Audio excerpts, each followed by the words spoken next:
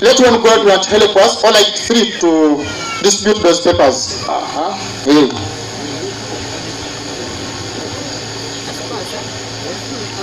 Give to each and everyone. You can there with its water there, and you just leave it there. You will be having the water there until you start using the water. That's when you will see the use of what? Water.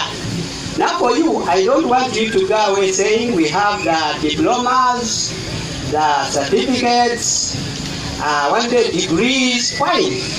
But we want products from what you've gotten today.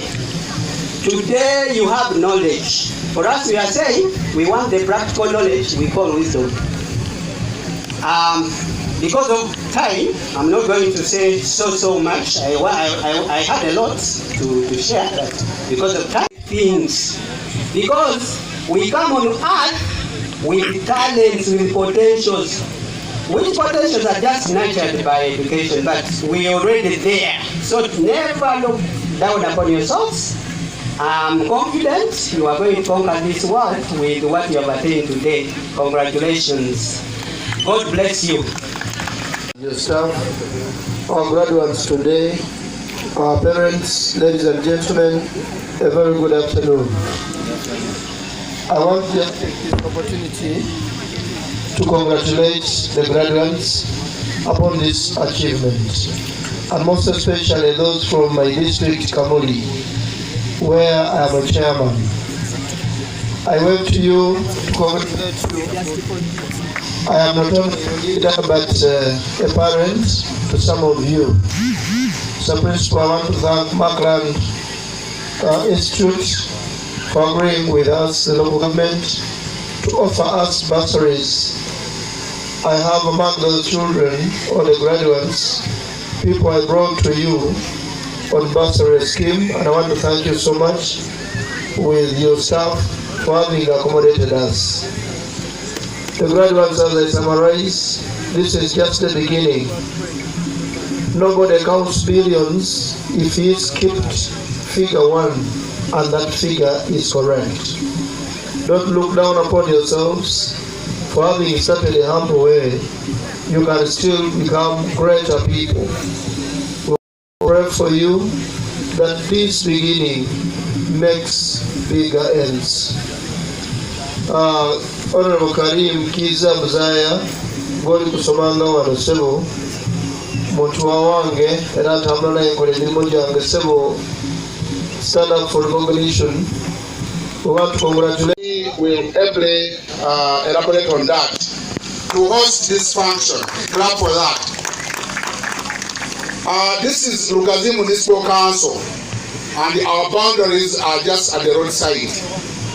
So when I come to speak as the inspector of school, these are my areas of operation. I want to thank and congratulate the graduates for reaching this far. You start with a certificate.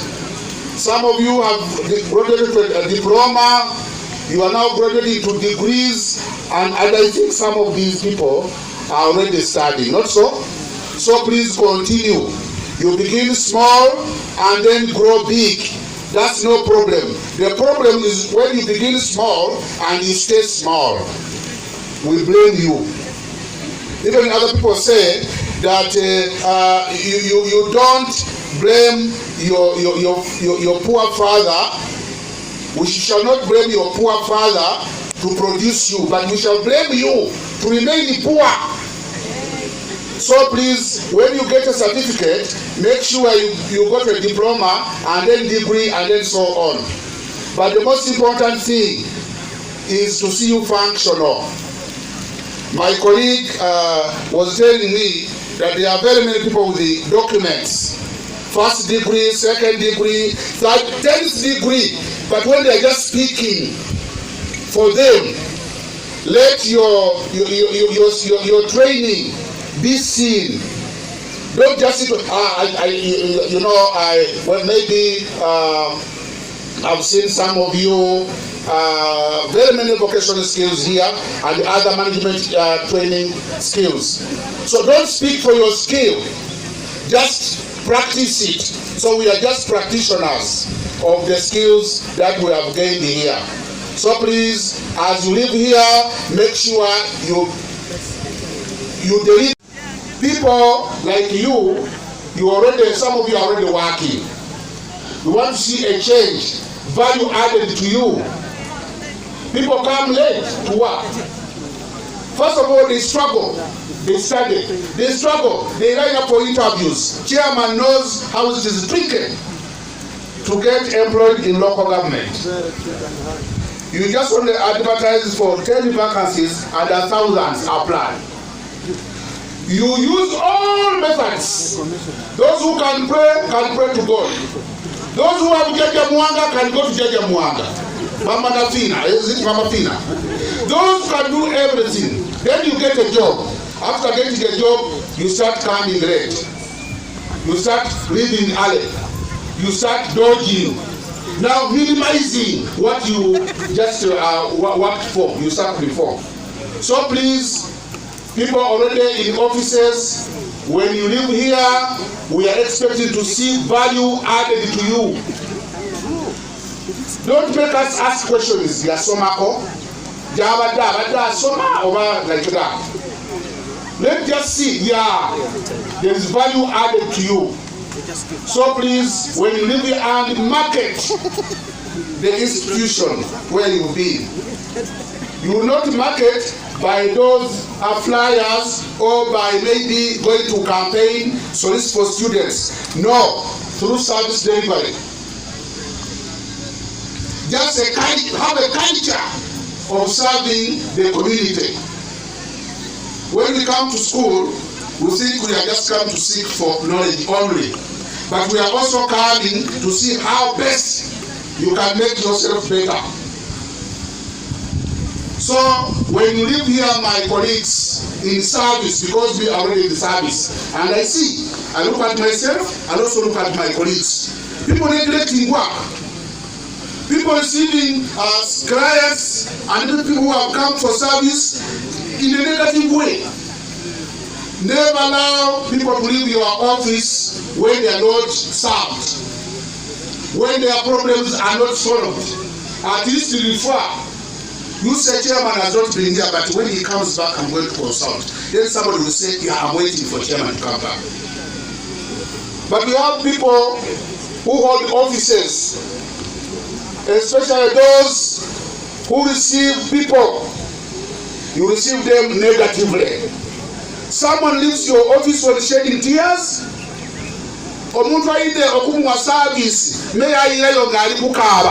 Each and every person in your life being very important.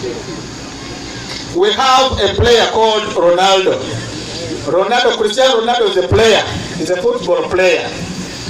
He had friends, but he tells us about his friend when they were in their country practicing to go and train a certain team. And they were told the one who scores a goal is the one they are going to take. Naye mukwana gwoyo ye alinge waabwe bagagga.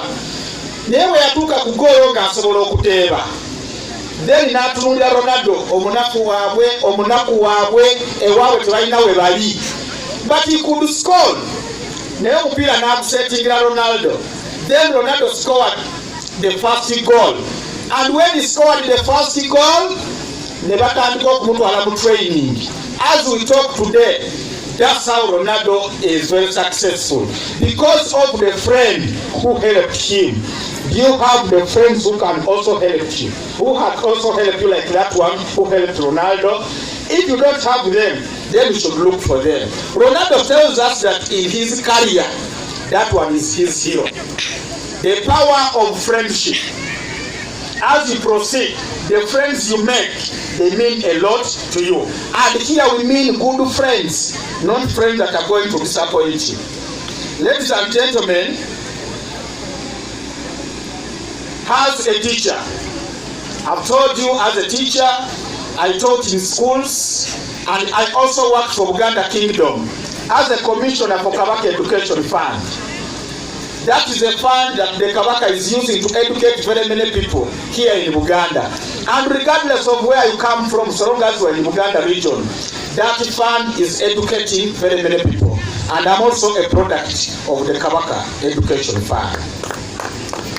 So I taught in schools. My lecturer, Koja wange kwagabadde agamba, when you fail, for example, the first time, it gives you the experience to try the next time better. I stood in this constituency in 2016 as a member of parliament. 2016, and I did not make it.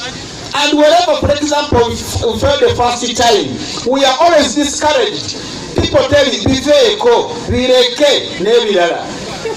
But inside you, I've learned the successful people mainly have three attributes. One is believing in themselves.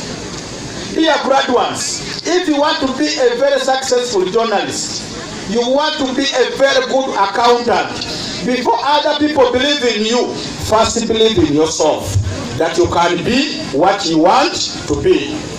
The moment you undermine yourself, even no one is going to also respect you. So, I know, believing in yourself. Secondly, is the virtue of patience. The virtue of patience. Our education system is so tight. Also, can also make okuva baby class, middle, top, no quarter P1 to P7 ogw'omusanvu. In primary you have 10 years, assuming there is no COVID for repeating. Then you go in O level, assuming you don't repeat any class, you go for more 4 years. Then you go for A level for the 2 years. Then you go to the institute or the university. You might be there for 5 years, 4 or 3. Someone who is not patient, because I want you to be very patient. Don't rush. You've graduated today, tomorrow you want a vehicle. And we don't want you to be taken by condition of success. The last virtue I've heard about successful people, they never give up. Had I given up in 2016, I wouldn't be the member of parliament for this constituency. Naye yansula nagenda n'embisoma n'embiyiga. Era kati ndi muzibu nnyo ku nsonga eyo. Kubanga ensonga nazitegeera. Please accept those virtues. They will take you miles. Secondly, dear parents, twagala okubeebaza. I normally tell children I meet, we are not studying for our parents. Njagala mutegeeza abaana bano, your parents bring you to school. It's just a chance. You are just a chanceful kid that your parents are paying for his school fees or tuition. Abazadde njagala kutegeeza abaana bamwe bano nti just bafuna mukisa nti mubaweerera naye tebasomera mmwe. Nze maama wange yanjagala nnyo, yafa mu 2012. Yanjagalanga nnyo, simanyi omwana we omulenzi, simanyi kasente ke ka kikazi, simanyi kakwate bulungi. Ow'akasente ke ak'ekikazi namuziika mu 2012. Nze mbadde deputy head teacher, kati ndi member wa parliament. Eyampanga akasente ke ak'ekikazi yafa dda. Abazadde be bombi abamuzaala baafa dda. Waasigalawo baganda be babiri tebammanja. Banange nasomera mukazi oyo. Amalaalo ge wegali mpitawo buyisi bagamba kulako omuddo. Waba waliwo ababomose ne bakubawo seminti. Nze neezira eno n'erya ssente zange. And they are doing very well. Thank you very much for crossing the Nile. I'm Sserubula Stephen Chinalwa. I'm the area member of parliament for Lugazi municipality. This is Kawolo division, which makes Lugazi municipality, dear ladies and gentlemen. Basebo ne banyabo mikwano gyaffe babadde boogera wano bwe baali nga babala events that have made the year 2023 so joyous, nga bagamba bintu ki eby'amaanyi ebikoze omwaka 2023 okuba omunyuvu ennyo. Ne bagamba ebimu ku byo y'embaga ya taata Kyabazinga eyali ey'amaanyi ennyo. Banne mukubireko mu ngalo. Bangamba abasoga wali bayimbanga bakutte wano. Bonge kibakwasa wano nga baba azira mutima. Aye baba bwe yafuna omutima basobola okuyimba nga bali bati. Aye twagala okwebaza Katonda olw'okuwa baba omutima. Ate wabadde ayogera wano Mr. Manana agambye tugende nga twebuuzeeko ku bantu. Nenzijukira ine bantu Mutesi bwe yali ayogera ku mbaga. Yagamba ebintu byali bimutabuseeko nga bamugamba asome koosi eno asome koosi eri. N'abuuza nti ani gw'aba agenda abuuzeeko koosi ki gy'aba asoma. Agenda okutunulatunula ng'alaba aye baba kyabazinga ayinza okumuwa amagezi aye agakirawo. Aye bwe yagenda n'amuwa amagezi bwe bamala okwogera koosi n'ebirala ne bigenda mu maaso ly'essanyu lya Busoga aye lye tulina kati. N'olwekyo kyabadde atugamba wano okugenda okubuuzanga ku bantu. Tubadde twebuuza n'emikwano gyaffe wano. Consulting and learning does not end. Dear fellow graduates, my colleagues, brothers and sisters, okuyiga tekukoma. Oyinza okuba omukadde nnyo but still you have to learn very many things. So please, consulting, such that you may learn more. Otherwise, thank you very much for choosing us. Thank you very much. Most of the words have been spoken. I'd like to briefly introduce myself to you. And I'm an inspiration to very many children in the world. Ladies and gentlemen, I started from a rural school. And whenever I mention my primary school, people laugh at the name. But I started at Chikakanya Church of Uganda Primary School. It is a far village school. I would like to tell you that regardless of your past, God knows your destiny. Regardless of your past, God knows. Yes, so I started from Chikakanya Church of Uganda Primary School. Nemba Onengenda Bishop Nkoyoyo Matale for my O-level. From there I proceeded to Nadia Senior Secondary School for my A-level, where I marked the best students with 23 points. I accessed Makland University as a government-sponsored student, and then I did education as my course. So at Makland University, I interacted with very many people. That's why I would like to tell you, as you interact with very many people, you are building your future too. When you bamujja ku sukaali n'ennyama takyalina mannyo ate ebisanyusa abakadde. Kati n'oyo saasomera ye ali awo nze ndi wano. But they gave me the chance to go to school. Now I can stand and say, thank you my parents. Please, always thank your parents having taken you to school. Education means a lot in your life. And please use it accordingly in order to be successful. Ladies and gentlemen, I would like to thank Makland for maintaining a legacy. Maintaining a legacy is very important in life. We've had institutions that stand. They start for 2 years, 3 years. Emivuyo ne gitandika. Tujiwulireyo emivuyo. Some universities that condition girls. If you don't do this, you won't pass this paper. Others collapse because of the mismanagement of the funds. I would like to thank you very much. Thank you very much for maintaining the legacy of the school. And please continue. The legacy is very important. And as my inspector said, we are going again to speak for Makland more than we've ever done so. Because we've seen how impactful it is to our community and the country at large. Why did you name it international? I think this could be Makland International Institute. Because it's having even students from Kenya, Tanzania, Uganda, Somalia. Please, thank you very much for coming to Uganda. And we shall also always pray for you. When you go there, please tell them that there is a small but big institution in Africa. And that's Makland, and we shall always applaud it for the good work. Ladies and gentlemen, yesterday I was watching news. I was watching a boy called Subi. Mwalabako ku muvubuko ye yagenda e Makerere ne kesi. Mwamulabako. Please, if you are not successful Don't blame others, blame yourself. Civil engineer, and he's going to graduate from Makland University as an engineer. Please work for the success. And amidst the challenges that we go through, because other people normally say, yes, they say every successful person has a painful story. Accept that painful story to be successful. I subscribe to National Inter Platform. That's why that's why because you can see protect just everywhere. Whenever we talk about President Museveni says,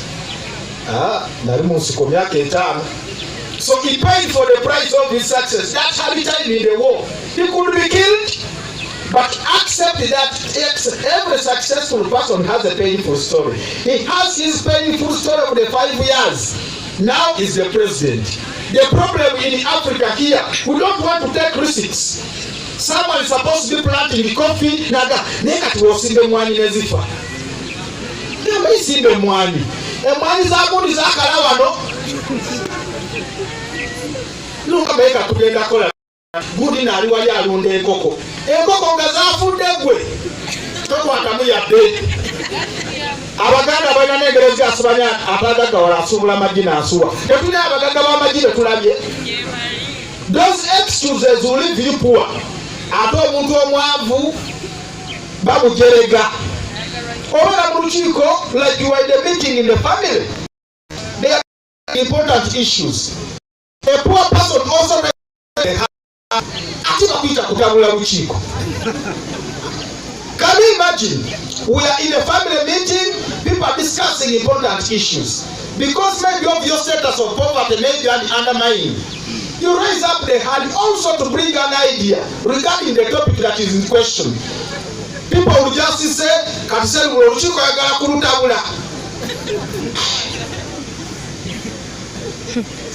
so I would like to call upon you, dear graduates, and wherever you get the job, there is this saying, your qualifications will drive you to the highest office, but your character will keep you there.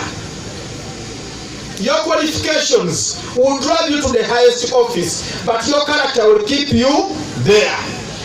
Even if you get the best job, in case your character is not matching with the job, it's very unfortunate. You might lose that job. Character means a lot.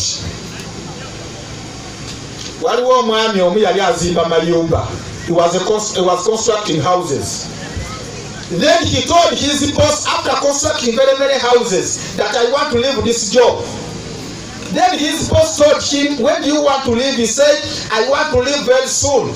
The boss told him, please, I have a contract of one house. Please, construct for me one remaining house.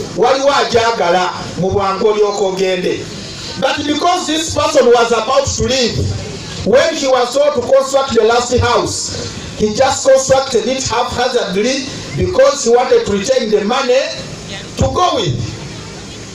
Katawali wagende mitu alitayibu omukaga ngateeka wena asobola okufisa akasente kagenda nako. Awali wagenda semiti obusawo 8 ngateekawo 2 afise wano. Then after constructing the house, enyumba ewedde n'ayita mukama we to hand over the house so that he can go. Mukama yeyo njikuwadde. Namugambe yasembeyo nkoze eki? I've given this last house as a gift. Please, thank you very much for constructing for me very many houses. Good luck. I'm not complaining. Thank you for the good work. Ate atandika kukaa. The engineer instead started crying, and his friends were asking him, is it gratitude that you are crying? And after 3 days, the house was down. Please be faithful wherever you go to work, and also be faithful to your God. I also read about a certain man who told God that in case I get 100,000, but when he was moving on the road, now on them bwe yalonda emitwalo 7 n'agamba Mukama Katonda sikulabanga ogyeko ezizo olwedde nze nondekerawo 7 era Katonda we teyamuwaako yadde n'ekikumi. Are you faithful to your God when you pray to him? If you are faithful to him, then you will win. Ladies and gentlemen, how applicable is your education you've attained to the modern challenges? Why we are changing the curriculum? It's because people are complaining.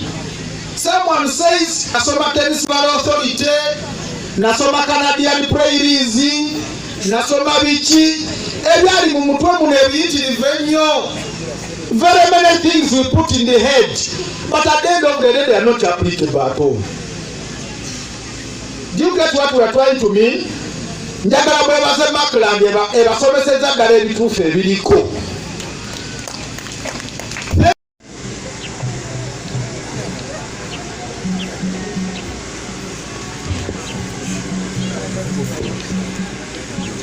Names have been read. A certificate in secretarial studies of Makland Institute of Business and Management.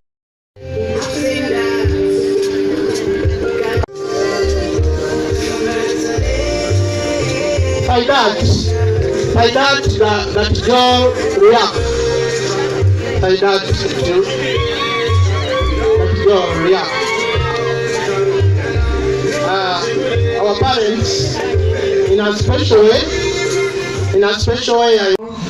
Kama tukweyanziza nnyo okulw'omuyizi ono ate ng'akoze kyamaanyi eri institution yonna ate awamu n'abazadde be n'abantu abalala bonna. Leka abeere omuddu ow'omuwendo omwesigwa akuweesa ekitiibwa Mukama era tumusabira ng'ava mu kifo kino okweyongerayo. Taata tufunye olunyiriri nga lugamba nti your education is your life. Guard it well.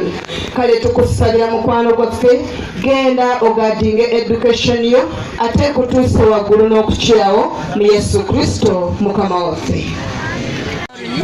Abazadde bange bali ne John ne Namaganda Moniki ne baza tata wange ne mama wange ne blaza wange mbebaza bana ba blaza bange ne baza blaza Simon Kigenyi blaza Livingston ba misoni we bali okumbeera omusomo gyange kuba we natandikira paka tufunye certificate ya medical records bano ku Makland Institute.